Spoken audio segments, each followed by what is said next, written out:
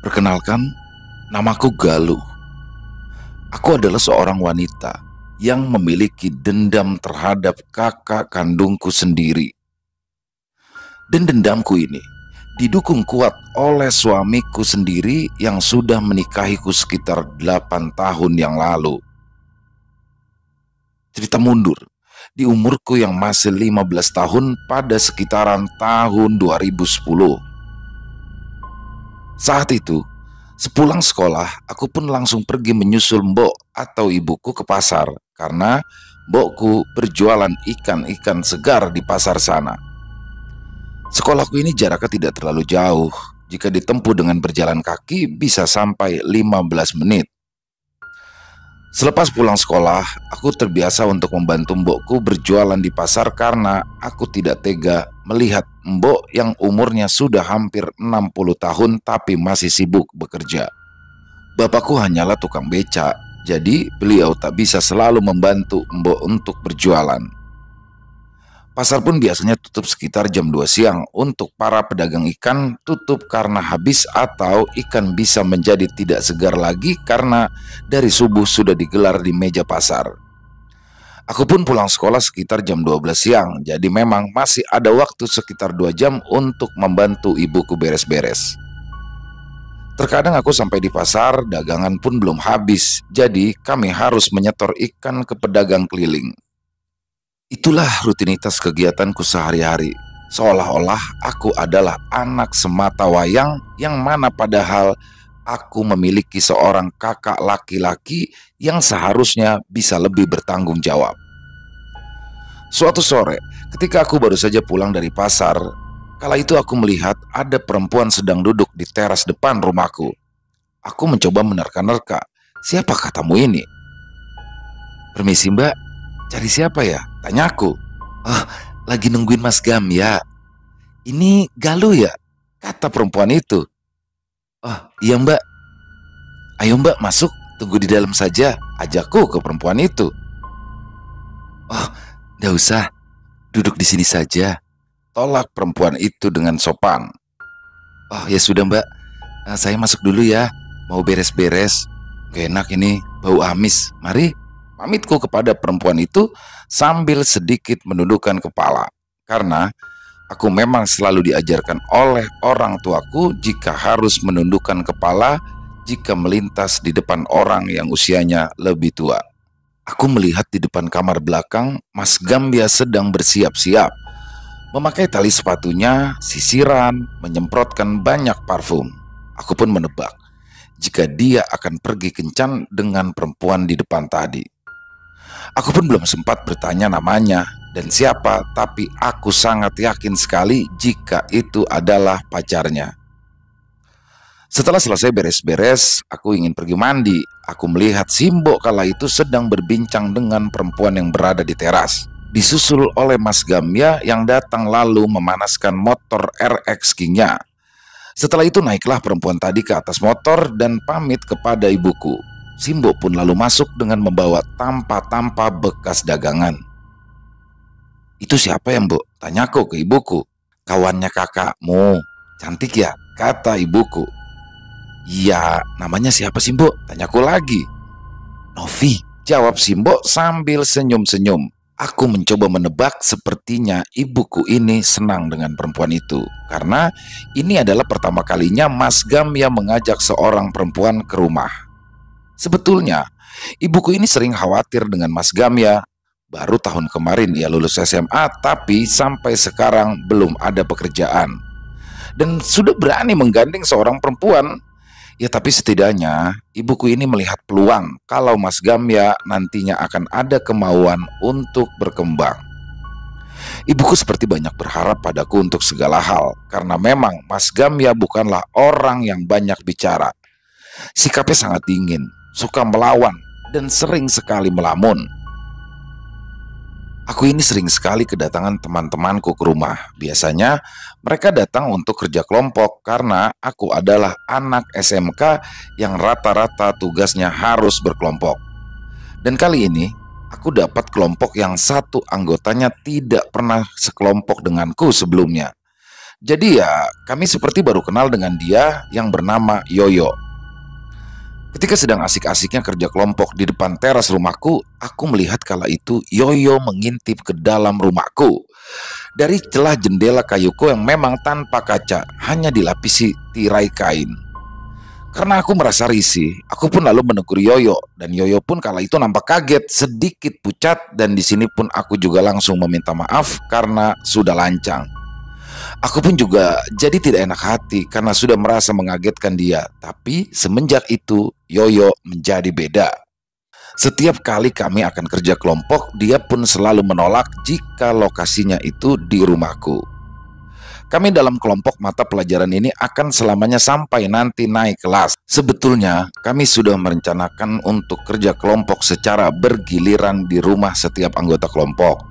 Tapi semua teman-temanku sepakat untuk mengerjakannya di rumahku saja selamanya. Karena memang rumahku ini memiliki teras yang luas dan halaman yang rindang. Hanya Yoyo saja yang sejak kerja kelompok kedua dia sudah tidak pernah mau lagi datang ke rumahku. Di situ aku agak heran sebetulnya, tapi ya sudahlah.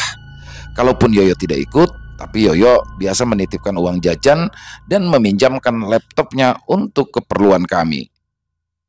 Singkat cerita, ketika aku sudah mulai memasuki UN, Mbok dan bapakku juga sudah sering mengenalkan aku dengan beberapa laki-laki. Ya, mereka ingin menjodohkan aku karena memang kami ini adalah orang desa. Jadi umur 18 tahun adalah umur yang pas untuk perempuan desa menikah. Aku ingat sekali momen-momen itu. Karena disibukkan dengan UN untuk masuk perguruan tinggi negeri, menikah, dan beberapa persoalan kakakku. Di malam yang tenang itu, bapakku menyuruh aku untuk pergi ke bangunan sebelah yang biasa kami buat untuk meletakkan padi dan juga hasil tani untuk mengambil kentang. Walaupun malas, aku pun akhirnya berangkat dan kala itu aku hanya ditemani oleh lampu sentir kecil. Menyusuri jalan setapak, kira-kira 60 meter jaraknya dari rumahku ke arah bangunan itu. Dan di tengah perjalanan, aku pun menengok ke belakang, sekedar untuk mengecek kenapa baru saja beberapa meter sudah gelap sekali. Padahal lampu di rumah terang. Biasanya lampu rumahku itu bisa menerangi sampai dengan jalanan.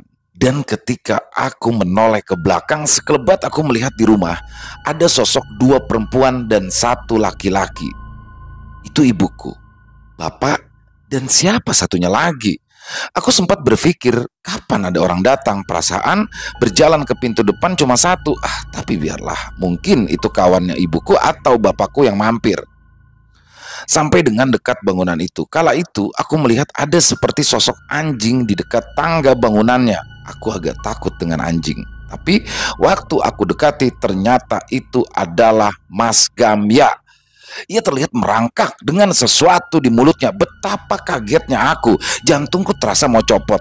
Mas Gamya tak mungkin bercanda. Ngobrol saja kami tak pernah, apalagi bercanda. Aku pun lalu berlari secepatnya ke arah yang berantakan. Di antara rumput-rumput tinggi, akhirnya aku pun tiba ke rumah, langsung menuju kamar Mas Gamya yang berada di belakang. Ya, Mas Gamya tidak ada di kamar. Bapak dan ibuku kala itu kebingungan. Aku pun sudah tidak bisa berkata-kata lagi karena nafasku yang tersengal. Aku hanya bisa berucap, Mas Gamya, Mas Gamya, sambil menunjuk-nunjuk ke arah bangunan lumbung itu. Bapakku pun di situ cepat-cepat mengambil goloknya dan ibuku menyusul di arah belakang. Aku hanya terdiam dan aku baru sadar jika kakiku sudah berdarah-darah karena mungkin terkena ranting ataupun batu-batu besar di tanah karena sandalku putus. Aku pun akhirnya terduduk di depan kamar Mas Gamya sambil menangis. Ya, menangis kaget dan menangis karena rasa sakit di kakiku. Aku ingat sekali waktu itu ketika aku menangis. Ya, ada yang menyusul. Suara tangisanku seperti seolah-olah ditiru, tapi entah oleh siapa. Aku pun spontan kaget menengok ke segala arah, tapi tak ada siapapun. Aku pun memberanikan diri untuk berdiri ke arah kamar mandi dan aku sirami semua luka di kakiku, dan setelah itu aku obati sendiri di ruang tamu. Tak lama setelah itu, ibu dan bapakku kembali ke rumah dengan membopong Mas Gamya yang tubuhnya sudah basah kuyup dan terlihat sangat kotor. Kok bisa sih nak kayak gini? Ayo nak, bangun, bangun. Ini Simbo, kata ibuku sambil membangunkan dan mengguncang-guncangkan tubuh Mas Gamya. Yang sebelumnya tatapan Mas Gamya kosong, tiba-tiba saja ia melotot ke arahku. Sementara bapak sibuk melepaskan pakaian dan membersihkan tubuh Mas Gamya, aku pun sangat ketakutan berada di hadapan Mas Gamya. Seolah-olah ia seperti ingin memaksaku. Setelah Mas Gamya selesai, Mbok pun merebahkannya di ruang tamu, lalu lanjut mengobati kakiku. "Memangnya kamu lihat apa tadi, Nduk?" tanya ibuku. Di situ aku pun jadi enggan banyak bicara. Aku bingung dengan apa yang terjadi. Aku hanya diam. "Ya sudah, kamu tidur dulu sana. Biar besok nanti lukanya sembuh," kata Simbo. Simbo ini masih suka berbohong. Ya layaknya aku ini anak kecil. Aku pun suka sekali waktu ibuku selalu berusaha menenangkan. Walaupun aku tahu jika luka ini tidak akan sembuh besok, tapi saat itu aku merasa lebih tenang.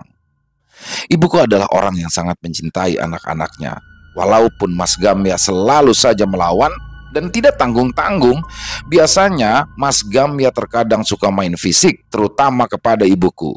Kalau sama bapak atau di depan bapak, dia tidak terlalu berani karena selalu diancam akan dilaporkan ke polisi. Sama juga dengan aku, dia suka kasar. Sesekali ia suka mengambil hakku tanpa izin. Pernah dulu aku berani melawan, tapi kala itu aku langsung ditampar keras sampai aku pun terpelanting ke belakang. Dan semenjak itu, aku pun selalu dingin dengannya. Aku pun lalu berjalan menuju ke kamar. Lalu bapakku bilang kala itu jangan lupa berdoa sebelum tidur. Aku pun hanya mengangguk. Di dalam tidurku, aku bermimpi tidak jelas, tapi intinya aku terbangun kaget.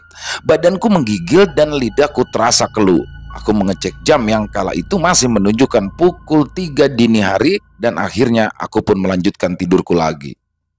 Di waktu aku berusaha untuk tertidur kembali, samar-samar aku mendengar suara laki-laki dari kejauhan. "Galuh, Galuh." Suara itu memanggil namaku. Saat itu aku berpikir jika itu adalah Mas Gamya. Aku pun bangun untuk pergi ke ruang tamu, tapi semua ruangan di rumah kala itu sudah gelap. Di ruang tamu aku lihat lilin yang masih menyala. Di sana ternyata ibuku tidur di sofa tanpa Mas Gamya ada di sana. Aku bingung, di mana dia? Dan karena aku merasakan badanku demam tinggi dan menggigil, lalu aku putuskan untuk kembali ke kamar karena aku berpikir jika tadi hanyalah halusinasiku. Tapi waktu aku sudah berada di depan pintu kamar, aku mendengar lagi suara itu. "Galuh, Mas mau minta maaf." Aku pun semakin bingung, tapi ketika aku mengintip lagi ke arah ruang tamu, di tempat direbahkannya Mas Gamya tadi, ada sosok pocong yang ditidurkan di situ. Tapi dengan wajah Mas Gamya yang sedang menangis dan wajahnya begitu gelap, aku pun langsung pingsan seketika di sana. Yang aku ingat ketika aku sudah bangun kala itu, aku sudah berada di rumah sakit dengan infus yang menancap di tanganku. Pagi hari itu sekitar jam 9, ada seseorang yang masuk ke dalam kamar. Ya, perempuan ini aku kenal, dia adalah pacar Mas Gamya, mengantarkan aku sarapan tapi dengan menggunakan seragam suster. Aku baru tahu jika ia bekerja di rumah sakit ini. Dia pun lalu melemparkan senyuman dan bilang padaku, "Dimakan ya, semoga lekas sembuh." Aku balas senyumannya karena kepalaku sangat pusing waktu itu. Aku pun tidak sempat bertanya di mana ibu dan bapakku. Seharian aku hanya bisa terbaring lemah dengan perasaan khawatir bagaimana nanti nasib dari UN-ku. Aku tidak boleh sakit lama-lama. Setelah maghrib, ibu dan bapakku pun datang dengan membawakan rantang yang berisikan makan malam. Tapi bapakku tidak lama, dia langsung pulang karena ia harus menjaga Mas Gamya yang juga sedang sakit di rumah. Ibuku lalu menyuapkan aku dengan tangan kosong. Nikmat sekali rasanya. Sudah belasan tahun aku tidak disuapin dengan Simbo. "Mas Gamya, kenapa Mbok?" tanyaku lirih. "Sudah, kamu istirahat saja dulu," kata Simbo. "Mbok, kemarin aku lihat Mas Gamya merangkak di depan rumah Lumpung. Nah, Di mulutnya itu kayak ada sesuatu, Mbok. Kayak ayam hidup gitu. Tapi aku nggak yakin jika itu ayam. Ceritaku ke ibuku. Ibuku pun berhenti menyuapiku dan langsung memberikan air putih. Simbo itu sudah banyak kecewa sama kakakmu. Semenjak SMP, dia udah ndak pernah lagi mau dengerin Simbo. Apalagi bapak. Dia sering sekali membantah. Tapi Mbok berusaha berpikir juga kalau memang mungkin generasi Mas Gamya dan kamu itu tidak bisa disamakan dengan kami. Mbok juga sengaja ndak pernah cerita ke kamu. Sengaja supaya kamu itu bisa fokus dengan sekolahmu. Bapak juga, dia itu sudah capek kerja, jadi nggak mau tambah capek kalau di rumah. Ya kami nggak pernah curhat ke kamu soal masalah ini. Sebetulnya sudah 2 tahun ini kita itu mengalami krisis, Dok. Harusnya kita itu tidak mengalami krisis ini karena kan kakakmu sudah dapat kerja.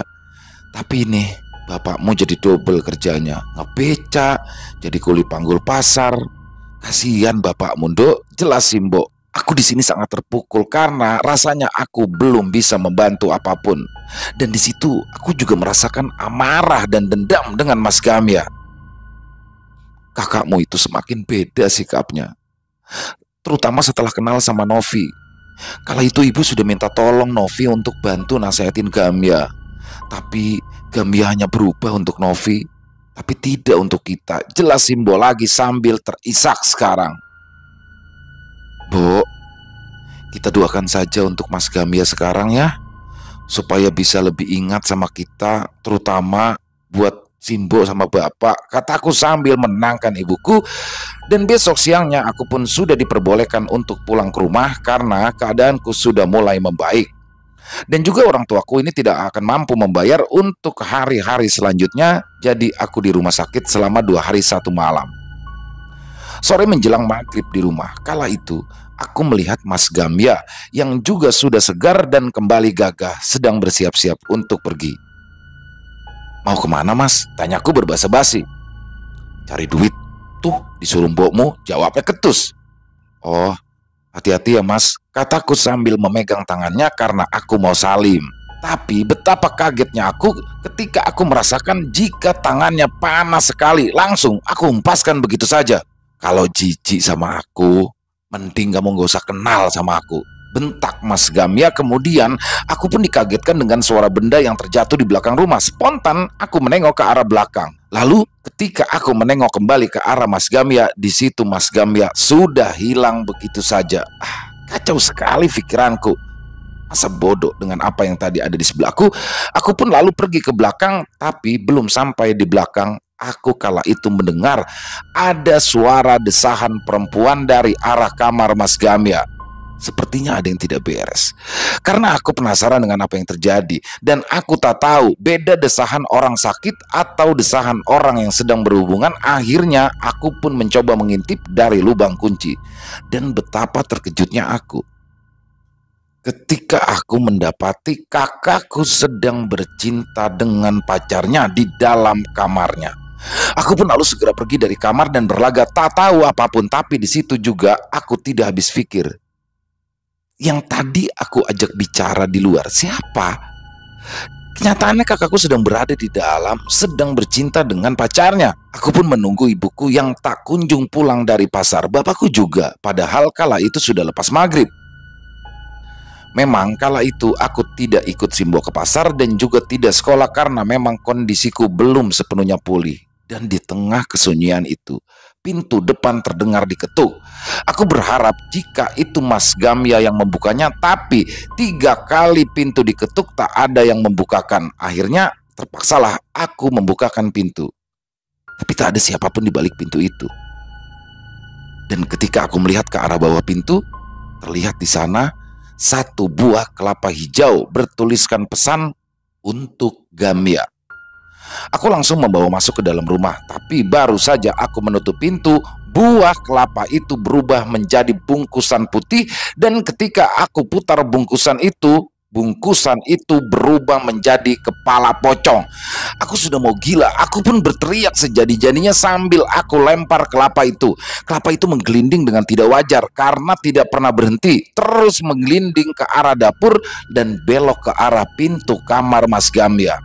Apa yang barusan aku pegang dan apa yang barusan aku lihat itu sepertinya tidak mungkin terjadi, sampai aku membentur-benturkan tanganku lantai dan rasanya sakit sekali. Tandanya aku sedang tidak bermimpi.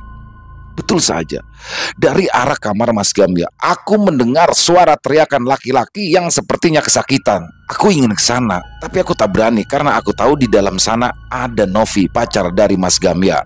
Aku justru memilih untuk keluar rumah untuk mencari bantuan. Di jalanan menuju pos ronda, aku mendengar seperti ada benda yang terjatuh keras sekali. Aku cek dan ternyata betul jika itu buah kelapa lagi. Karena aku sudah tahu, aku pun lanjut berlari. Dengan sisa tenagaku sampailah aku di pos ronda. Kala itu, aku menemui 3 orang bapak-bapak yang baru saja selesai melaksanakan ibadah sholat maghrib. "Pak, tolong saya Pak," kataku sambil terjatuh lalu memeluk kaki dari salah satu bapak-bapak itu. Kamu kenapa, Nduk? Tenang dulu, tenang. Ada apa? Ayo cerita, kata bapak-bapak itu sambil membimbingku ke pos. "Mas Gamya, Pak. Mas Gamya." Di situ aku lagi-lagi tak bisa banyak bicara, aku hanya terisak dengan nafas yang tersengal-sengal. "Kamu itu anaknya Pak Rus ya, Nduk?" tanya bapak itu. Aku pun hanya bisa mengangguk. "Ya udah, saya tak telepon bapakmu dulu," kata salah satu bapak-bapak itu sambil mengeluarkan ponselnya. Aku pun akhirnya diajak pulang dengan ditemani oleh bapak-bapak tadi untuk memastikan keamanan rumah. Dan tidak lama kemudian bapak dan ibuku pulang bersama dengan seorang laki-laki yang bernama Herman, di mana Mas Herman ini menjadi suamiku sampai saat ini. Dan singkat cerita, aku di sini pun baru tahu jika kakakku telah dipikat oleh pacarnya yang ternyata adalah tunangannya juga. Ini semua tanpa sepengetahuan keluargaku. Kami pun mengetahui itu karena Mas Hendra ternyata adalah rekan kerja dari Novi, pacarnya Mas Gamya. Aku di sini bingung, kenapa dia harus bertunangan secara diam-diam? Kenapa tidak izin saja dengan keluarga? Lagian ibuku dan bapakku pun sudah setuju. Tapi ternyata tidak. Ibu ternyata tidak setuju dengan Novi karena walaupun Novi ini sopan santun, murah senyum, tapi hatinya tidak baik. Mas Herman tahu semua ini setelah beberapa kali memergoki Novi yang jalan dengan laki-laki lain. Sedangkan kakakku Mas Gamya seringkali ke rumah sakit sekedar untuk mengantarkan Novi bakso kesukaannya. Mas Herman terus mengamati semuanya karena dia memang bertugas untuk mengontrol segala kegiatan perawat di rumah sakit. Sesekali Mas Herman mencoba menegur Mas Gamya agar tidak terlalu sering ke rumah sakit untuk melihat Novi. Tapi kala itu Mas Gamya justru mengolok-olok Mas Herman, sampai pernah mereka hampir baku hantam. Padahal Mas Herman ini sudah bekerja profesional. Ia mencoba menegur Mas Gamya dengan baik-baik, tapi selalu saja Mas Gamya di luar rumah sakit menunggu Mas Herman untuk diajak baku hantam. Kakakku mengira jika Mas Herman berusaha menghalangi hubungannya dengan Novi. Kakakku yang pendiam, dingin, terlihat santun itu juga ternyata mempunyai sikap yang egois lebih dari iblis. Nasihat dari kerabatnya untuk kebaikan dirinya pun sering ditepis, apalagi nasihat kedua orang tuaku, hingga akhirnya berujung kualat. Sampai saat ini, pemikat yang sudah dipakai Novi untuk Mas Gamya pun belum berhenti, tapi sepertinya Novi sudah lepas tangan untuk Mas Gamya karena kabarnya Novi segera menikah dengan seseorang yang kami tidak tahu. Novi dengan segala perjuangannya mengirimi kami berbagai jenis jin dan ilmu hitam agar keluarga kami terpuruk. Tapi ia justru meninggalkan Mas Gamya begitu saja. Sangat membingungkan sebenarnya apa yang Novi mau. Dan semakin membingungkan karena memang kita tidak pernah mendapat jawaban dari Mas Gamya yang memang sudah terlanjur gila. Tapi menurut diskusi keluargaku, Novi ini adalah orang yang telah ditolak sebelumnya oleh Mas Gamya. Akhirnya Novi main dukun, tapi itu semua hanya sebatas perkiraan karena kita tidak pernah tahu kebenaran aslinya apa yang sebelumnya kakakku telah perbuat. Kami pun juga tidak pernah pergi ke dukun untuk menyelesaikan ataupun menyembuhkan Mas Gamya. Kami hanya tetap berdoa terus-menerus memohon kesembuhan Mas Gamya dan mencoba mensucikannya. Mas Herman sebenarnya sangat sakit hati sekali karena sudah banyak dituduh yang tidak-tidak oleh Mas Gamya. Hampir-hampir saja Mas Herman kehilangan pekerjaannya hingga dia menjadi bulan-bulanan gosip di tempat kerjanya. Jika Mas Herman ini adalah perusak hubungan orang, sudah dibuat babak belur 3 kali dengan kakakku bersama teman-temannya. Dan untuk aku, sampai saat ini aku masih sangat membekas betapa sakitnya dikhianati kakak sendiri. Terutama jika melihat perlakuannya terhadap ibu. Ya, ibuku dengan begitu sabar merawat Mas Gamya yang sekarang sudah tidak waras lagi. Dan untuk Mas Herman sendiri, dia baru tahu jika aku adalah adik dari Mas Gamya ketika aku masuk rumah sakit.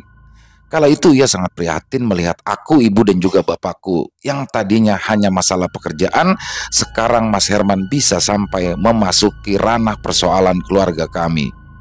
Yang mana pada akhirnya 1 tahun setelah aku lulus SMK dan berhasil masuk perguruan tinggi negeri, aku pun lalu menikah dengan Mas Herman.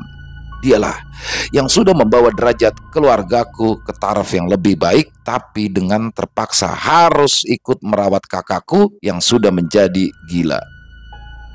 Dan kabarnya, ketika aku sudah melahirkan, Novi juga tidak terdengar lagi kabarnya. Tapi menurut gosip dari rekan-rekan kerjanya, Novi kini menjadi seorang perempuan bayaran di salah satu tempat karaoke dan rata-rata rekannya hilang kontak karena memang Novi merasa malu.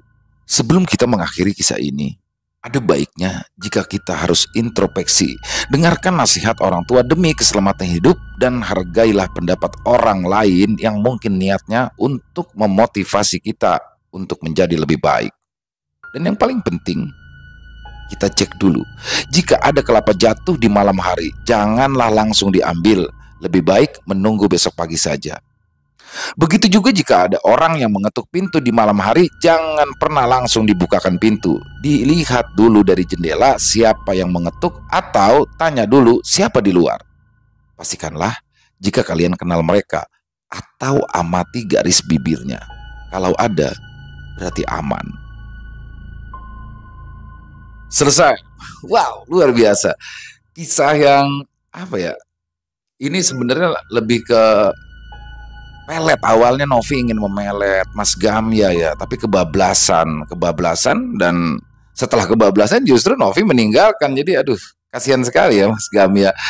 Ya intinya ini kan narasumbernya ini si Galuh ya.